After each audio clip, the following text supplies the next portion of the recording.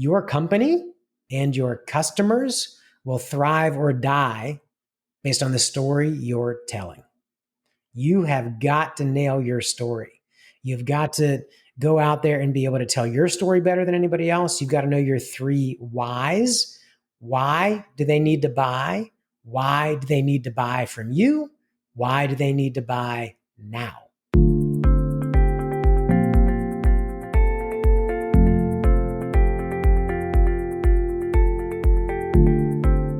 Hi, everyone. This is Joshua Hoffman, and welcome to another episode of Masters in Marketing Agency podcast, where we deconstruct the why and how agency owners found their success and discuss a few things they learned along the way.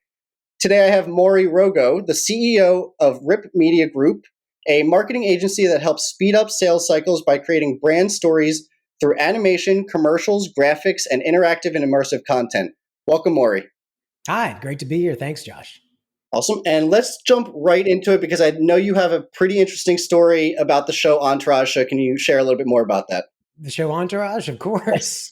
Absolutely. So there was, let's go back a few years when the show was still on. I'm watching this show and it's, I'm watching these guys are about my age. This looks great. I can get along with these guys. Where are they? They're in Los Angeles. They're doing what I've always in the back of my mind wanted to do. Go to Hollywood, be a producer, be a director, be an actor. This is great. And it's great fiction, but I'm still thinking, I want to do this. In my real life, during the day, I'm in a high-tech company. And so we're about to be acquired. So this is really what is going on and what happens here. So we go to this big company meeting and everybody had caught the rumor. It was a huge buyout. We all had stock. It was going to be amazing. So our new leader is going to walk in the room and introduce us to what's going to be happening the next steps. So we're all literally like, champagne in hand for real, and so the person walks in. It's like the air is sucked out of the room. It's like he's a shark with dark black eyes just staring at us like a shark about to feed on us. Like, what is going on here? Is this a joke? And he just looks at us and he says, I got 3 things to say. First, what you did before I walked in this room doesn't matter. I heard you did good things in the past. That gave you opportunities. That's done. Second, if you don't make your quota, if you don't make your quota in this next quarter, if you don't make your quota in this next quarter, I will fire you. And third, you sales managers out there, if you don't make your quota, you can't blame your team. I'm firing you. You got a huge opportunity on your hands. Take advantage of it or you're out. And he walks out of the room and he pointed at somebody on the way and he took them in the hallway and he fired them right then. Like, this is unbelievable. And we thought it was maybe a joke. This is an old Glenn Ross routine or something like that. It was not. It was real. It was really happening. So I went through. I made it through. We did get purchased. I did actually make friends with that guy. And he was 2 levels up. He was the VP of global sales and found out why he did that. But during that process, I said, when this is completed and over, I am unplugging and I am moving and I'm creating my new career. I'm moving to Los Angeles. I'm going to get into Hollywood. If I'm going to go through stress and hardships like this, and I can be, I can market, I can sell, I can do things like that, I can figure out Hollywood. So when I got out there, I said, where is Entourage filming? That's the coolest show that I know. I want to get on it. So it took a lot. And so by having cold calling in my background, by having marketing knowledge, I started calling all the casting agencies and found out who casted and put people on the show Entourage. And I told them that I would do a great job and pitched myself, ended up on set with, Kevin Conley, Adrian, the whole thing. And, they're having this huge scene and there's models, fashion models. I mean, it's one of those. So I'm there for a whole week. I'm like, this is great. And I'm going to be pals with these guys and we're going to be friends. And there's my Hollywood career. And that didn't happen. I was on set and I was shuffled off into the room where, the tiny part actors were. And then we came out and we saw them. So we did our whole thing, but it was an amazing process. And I went and I did that. So from Entourage, I was like, if they can do this, I can do this. And I started learning how to do stand-up comedy, how to write. I ended up opening for Joe Rogan at the Improv, and was in Ocean's 13 and all these different things. But what started happening after 5, 6 years is not only did the economy crash at the time, but I said, if I can be creative and I can tell these stories like this, let me go back to the companies I used to work with, like the one I left, and say, let me change the brand. Let me change the voice. Let's give you a voice that people want to work with you, either want to work there or want to work with you as customers. And so I started this agency all through that series of events. How did you end up getting your first customer then? Yeah. So, oh, this is really great. So there was a guy that I knew. He was leaving film school, right? So he did, a film guy his whole life, and I actually had, met him through sort of this film circle. I'm this high tech guy that left high tech to come in to do movies, and he did film school, and he's like, I don't think this is the career for me. He wants to get into high tech. I said, well, you know what? Let's grab lunch. I can help you there. You help me with yours. So let's have an exchange of ideas. So he ends up going and doing that, introduces me to somebody that's creating a film, producing a film, introduces me as a marketing genius. And the next thing I know, I'm negotiating the deal to market their movie, right? A friend of his to market this movie, and great ideas, in like a social media campaign, which was really new back then. And I negotiated myself a part in the movie as part of the compensation package. So it was really cool. So they flew me in first class to South Carolina where they're filming, and I get to set. I'm like, oh, this is the way I would love to be treated. This is amazing. And I'm doing this. I'm going to gather marketing intelligence and all this stuff on there, but I've got to deliver these lines. And one of the actors in the movies, this singer and musician and actor, his name's Meatloaf. And back then he was in the movie. He decided it would be a good idea, since he was in the movie for the entire movie, not just the end scene like me, that he should take my lines. And the director agreed. So I'm just standing there on the side for a day as an extra. But I still marketed the movie, and it was still a whole lot of fun. So it led to some interesting things. That was the first client, and that was my first check that I wanted to mount on the wall. And then I realized, if I put that check on the wall, I can't cash that check, and I need to cash that check. Way to just drop Meatloaf's name there, like it was nothing. That was Fight Meat, Club. as I they know, call them, I meat. know it wasn't Fight Club. And then where did you meet that guy? The person who ended up being your first customer. Where did you initially meet him? Yeah. So there's actually, there's a American Film Academy, American Film Academy that's in Los Angeles. And so where I actually met him, this is pretty funny too, which is I came in for an audition to be in the movie that he was doing for his graduate project. And what I didn't know until we became friends later is I came in, it was sort of a, quote, the cocky young guy, I was like, oh, I know this guy. I've worked with these guys. I can do this character easily. So I came in, I auditioned, and there, the director and all the different people said, that's the guy. So it was me. I got the part. What he told me later is he wanted that part. They had actually written it for him. But when I walked in, they said, no, that does the guy, that's the guy, not you. And even though it's your movie, would you mind if we put him in? And he said, no, sure. And so on set for the next couple of weeks, we just started talking, getting to know each other. And that's really, and we're still friends today. And this is, 10, 12 years ago. Definitely a lesson in networking in that one. And then obviously the first customer, usually the hardest, but I think that even the second customer can be even harder than the first one. And that starts a lot of times the trend. So do you have any kind of story for the second customer that you got? Absolutely. You're so right. Because the first customer, we, brought them in, it was a friend of a friend really. And kind of, we made that happen. And then what do you do then? Now you're working on the project, and are you out there prospecting? So through the same friend. Through the same friend, he actually knew somebody else that was at a very large high tech company. And so, we're talking 2, 3, 4 months now that I don't have a new customer. And so he actually made that introduction. I spoke to this woman, and she's the head of marketing for this global company, and we're this tiny little, one or two person agency at this time. So I'm like, I don't have a shot, but I'm going to do everything I can to win over this account, win over this person, and do all the things that today we charge for.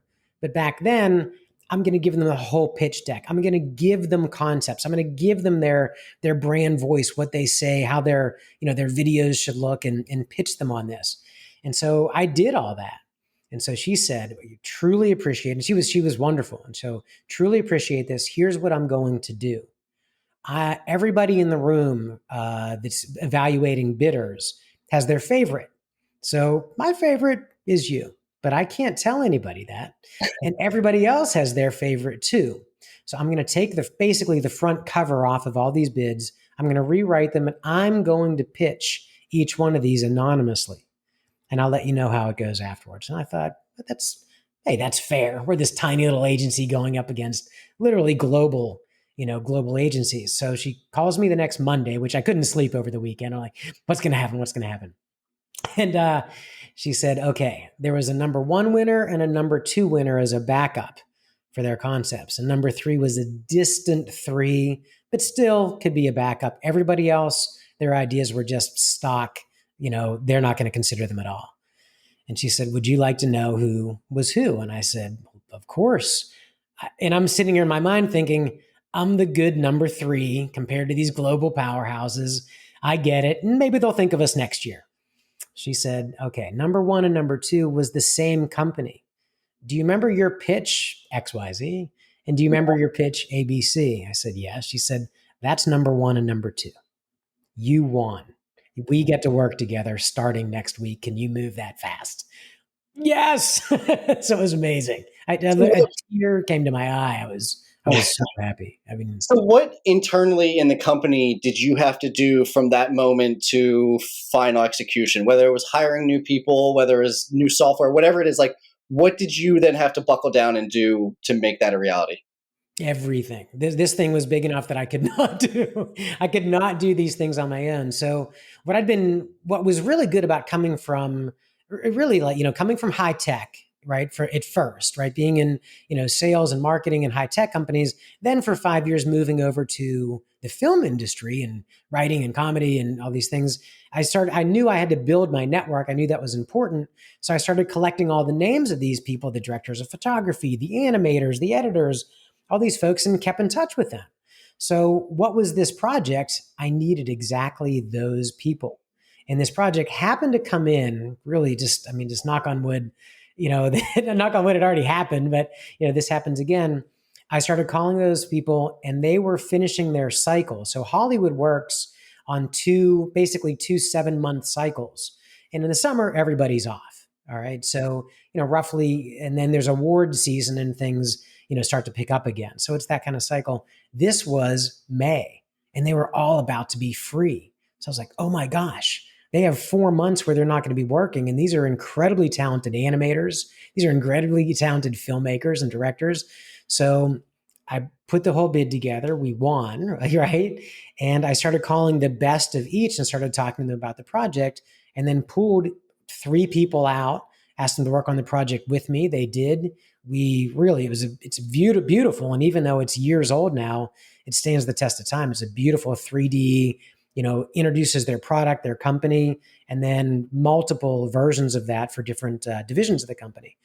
So that was it. So they were freelancers at the time, but 2 of them turned into, first employees. So I scaled with the project. I didn't hire people before I had the work for them. I scaled based on what I could bring in the door and execute. Who was your first hire? Yeah, the first hire was, right before all that. Okay, so I had an intern that was there just to do some social media for me. He was highly recommended and, great. He's this kid out of, film school. Didn't matter. He's out of film school. If he can do my social media and maybe social media for an account or 2, then wonderful. So at the same time all that was happening, I had to do this test project, right? I had to kind of show the company that I could execute on what I said. And so he said, I'd like to take a shot at that. And I was like, Oh, okay, kid. Sure, you can. And he said, I'll work on it this weekend. I think I can do that kind of animation because we did that in film school. So I think I can put that together. Can I give you a test like 20 seconds on Monday? And, okay. But I'm still frantically picking up the phone, calling people. Can I meet with you? Can I talk with you, etc. Monday morning, he comes in and he opens the laptop and shows me exactly what we needed. Exactly what we needed. That's It's like, crazy. this is incredible. Hired. That was it. Right. Hired. That's it. I can put him right on this project and he does these pieces and I have these pieces to plug in. And what was amazing is that kid that was an intern then, was it 4 or 5 years later, became our creative director of the company. His ideas were amazing. He could write. He was funny. He could. There's some people that can be funny out loud, funny verbally. Comedians and things like that. He could be funny and intricate on the page, and it's a different skill, and he could do it. And he could also be serious and follow different emotions. So hired. He was my first real employee. Well, then, not to kill the mood, but on the other side, have you either had like a bad hire or maybe hired too quickly or anything like that? Oh my goodness. So yes, yes, not too long after that, we really caught some fire. So we really started getting popular and getting known in the, kind of in the SaaS market, tech market. We could really help complex companies tell their story. So we started winning a lot of bigger and bigger projects. So I'm thinking, well, great. I have these people, I can pull them in.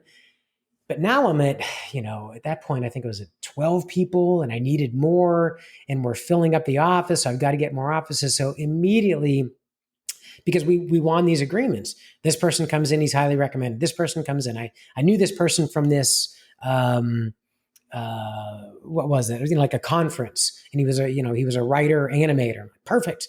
So I didn't take the time. I just didn't take the time to go through and really vet and qualify these people. And so we grew so fast. I put these people on as account managers and producers. It breaks my heart now, and broke my heart then too, but we fell on our face. I mean, I think internally we fell on our face. Customers did get what they wanted. It just was me literally sleeping maybe 3 hours a night because I'm doing cleanup in all these different areas. I'm trying to catch the fish, clean the fish, help the other people, train them doing what they're supposed to be doing, what I hired them for. And so I overhired. And then the other side is the downside of that is one person was using the company credit card for everything she wanted to do. And I didn't know it for months. The other person was saying they're so busy with these accounts. And then I talked to the person at the account, haven't heard from him in a month. What's happening with our project? So then the downside was time to get rid of those people and really handle my accounts, which are the most important thing in the world.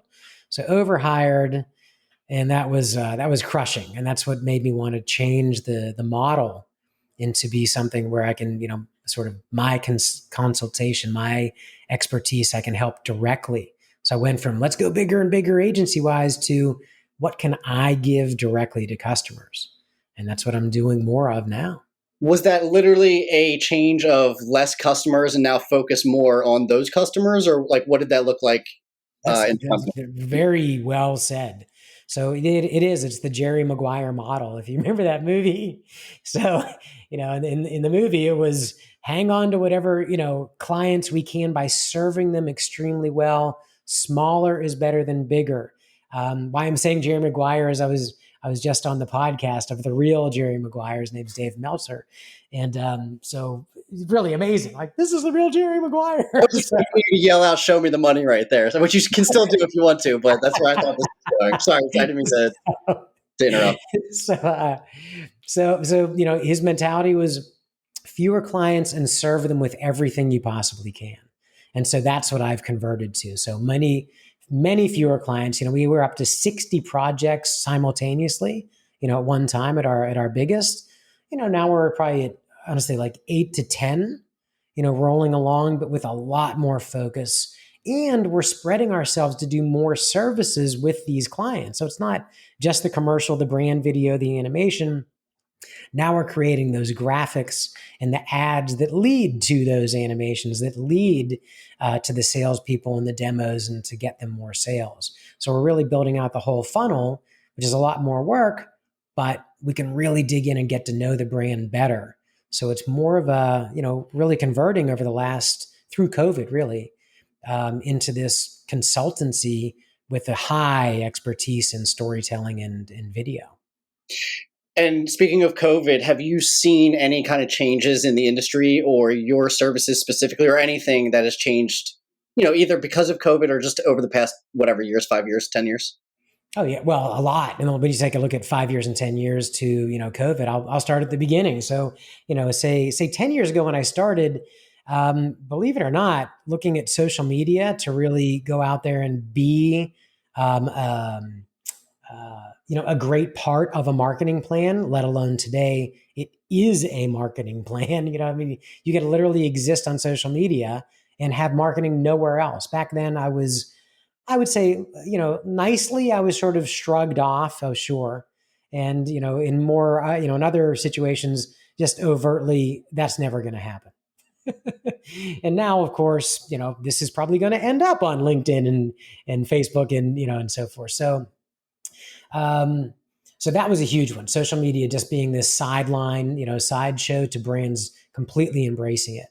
The other thing in the past, just in the past few years is the obvious, which is everything remote. But it took us about 4 months to put together a really solid offer to have remote recording, go out there and get customer testimonials, go get the influencers in the space, go get, the thought leaders in the space, record them so that it sounds good, it looks good, and that you can actually use those as testimonials, thought leadership videos, and that sort of thing, rather than just having, let's just clip Zoom and, 360, resolution, and it's going to look terrible, to really get high quality remote video, and a lot more creativity on how to, knowing that people are working at home, you can't send out those gift baskets anymore. I mean, because that's kind of creepy that you're sending it to their house. Are they going to give you their address?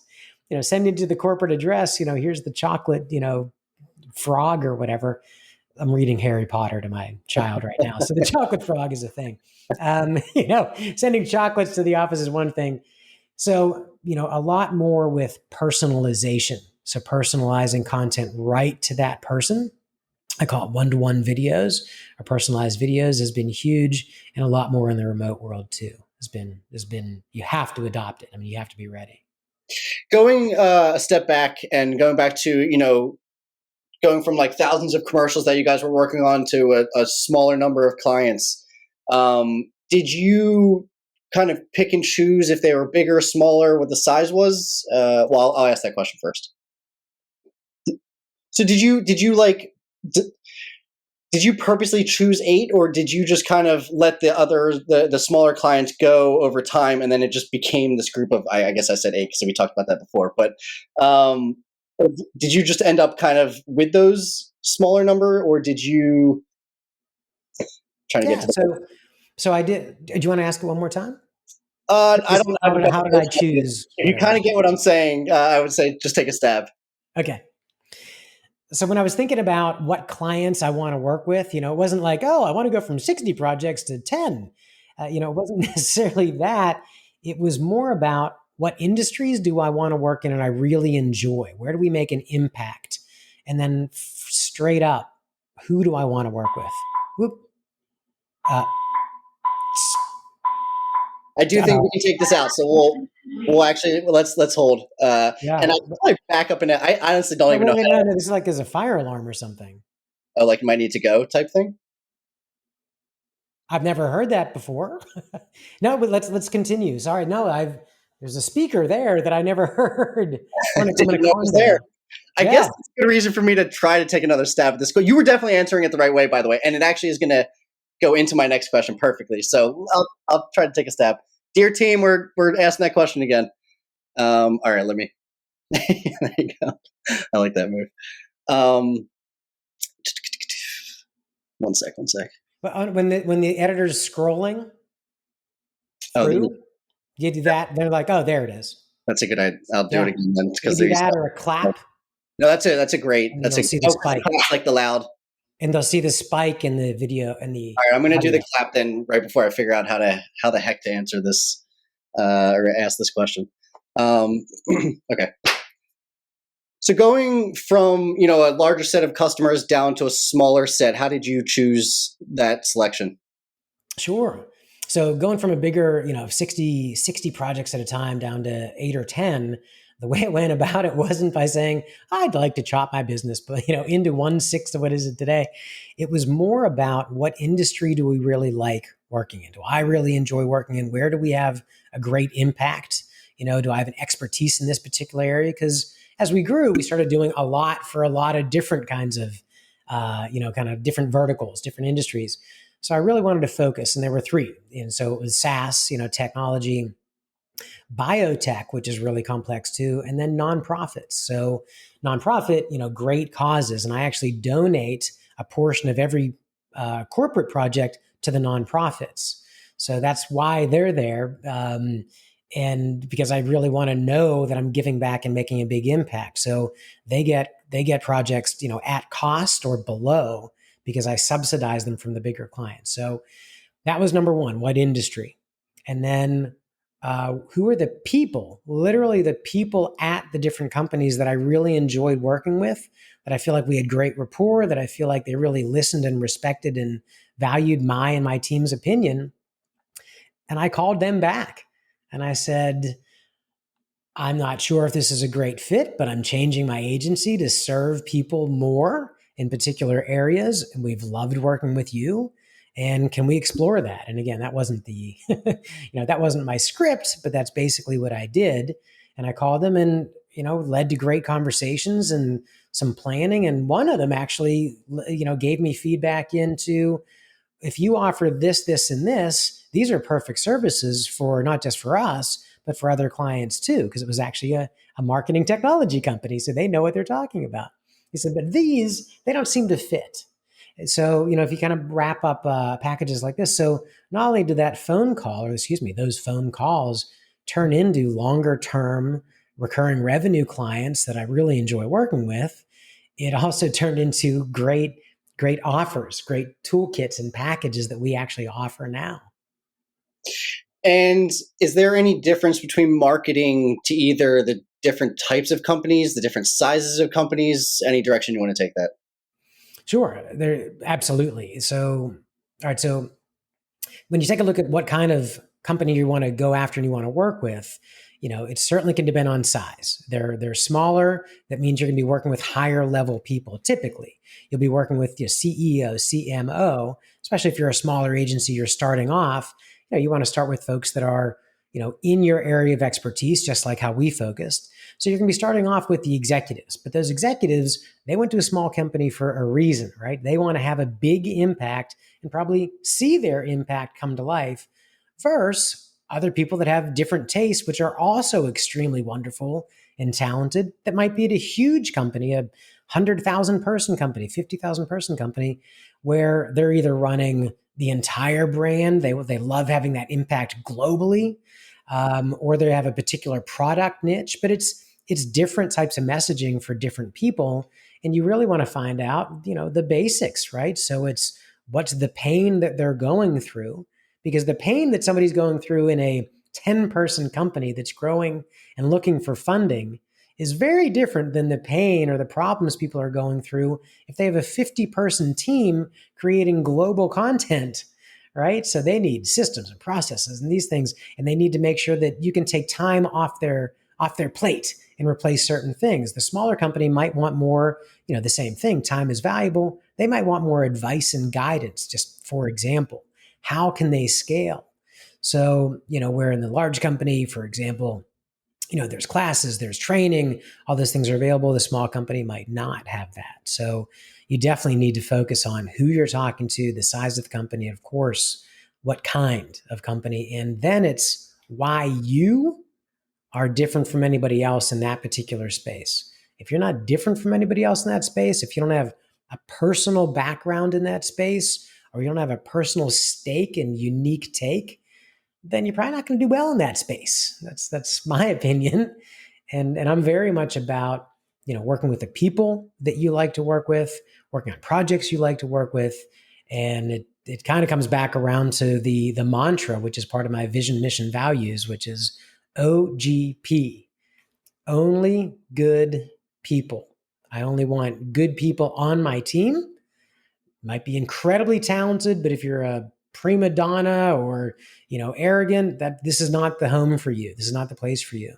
But it also goes for customers. There are some very high paying customers out there that don't treat that might not treat my team well. And those aren't going to be our great customers. I want people that really respect and like working with us, just like we like working with them. I love that. And just a couple more questions. If you had to teach something to other marketers, what do you think it would be, or what would it be? If I'm going to teach something to other marketers, it is flat out. If your company and your customers will thrive or die based on the story you're telling. You have got to nail your story. You've got to go out there and be able to tell your story better than anybody else. You've got to know your 3 whys. Why do they need to buy? Why do they need to buy from you? Why do they need to buy now? If you can go out to market with those, a great story, what makes you unique and different, and knowing your 3 whys, you're probably 300% better than a lot of the companies out there that are just sort of pitching and throwing out proposals and RFPs and that sort of thing. So I would say get your story straight, get your tagline, get your elevator pitch. Obviously I'm sort of preaching, and the choir here because this is what we do, but I find it incredibly valuable. I've seen companies, come to us after 10 years of having a product out there. And when we've straightened out their message, all of a sudden they're bidding on projects 10 times the size. They're getting phone calls coming in because they're telling a different story, the story that their customers need to hear. It's incredibly gratifying. And last question is, do you have any books, podcasts, any type of content recommendations? It can either be in marketing, business, or completely unrelated. Sure. Okay. So, I definitely recommend my book, which is Rise of the Entrepreneur, which is all about a couple of guys that want to go out and start a company and how they do it. But some of the favorites that stand out for me, there's the Pumpkin Plan. So, oh my gosh, literally I'm having a, what do they call that? A meta moment. I didn't even realize that I followed the Pumpkin Plan when I was talking to you earlier, when I went from many, many customers down to the most important customers. That is literally the premise of the Pumpkin Plan. And it's this, and I listen to a lot of books. I mean, I listen to books every single day. So the author has a good voice and a lot of enthusiasm. So the audiobook is pretty good. But it basically is, his story was he was a pumpkin patch with his kids, and they grow these 800-pound colossus pumpkins. Well, how do you do that? Well, he goes and he talks to the guy, the farmer. They clip off all the smaller vines, all the other choices, all the other pumpkins that would grow from that vine. So all the nutrients go into the pumpkin. That one pumpkin that gets huge, that is how you grow the agency with fewer clients that do a whole lot more. That's the Pumpkin Plan. And you clip off and let go of all the smaller ones that might not be serving you as well. So I love the Pumpkin Plan. Way to come full circle on that one. That was played. Any other recommendations? This is my favorite one. So I'm going to squeeze revenue. There's the Revenue Builders podcast, that is run by, I didn't get to tell this story, but run by, an amazing sales and marketing leader. That's a really good podcast that I listen to. And there's a really short form one that's kind of like yours. But it's what's it called? It's John Lee Dumas is the guy's name. I actually forget that I'm blanking on the name right this moment, but that's a really good one. 15-minute clips and that kind of thing. We'll look for it on our side. That was perfect. And then as we come to the end of the episode, I just want to give you an opportunity to kind of mention how people can find you and anything else you'd like to end with. Thank you very much. I'd love it if the people that are listening to this and found any value or any entertainment value here to connect with me on LinkedIn. My name is Maury Rogow. It's right there. And just come to LinkedIn click connect and be happy to connect with you. And I put a lot of information out. I have a LinkedIn newsletter and inspiration posts and business growth posts every day on LinkedIn. And of course, our website. If you're wanting to learn more about how to tell great stories, if you wanted to learn how to, do that through video and through content, please hit ripmediagroup.com. Awesome. And thank you so much. I thought this was a fantastic episode, and I hope everyone has a great day. Thank you. Thanks for listening to the Masters in Marketing Agency podcast. I hope you got a ton of value out of this episode. And before we go, I just want to thank our sponsors, DevNoodle. DevNoodle provides marketing agencies with the ability to offer their clients unlimited website design, build, and management services with fixed monthly plans.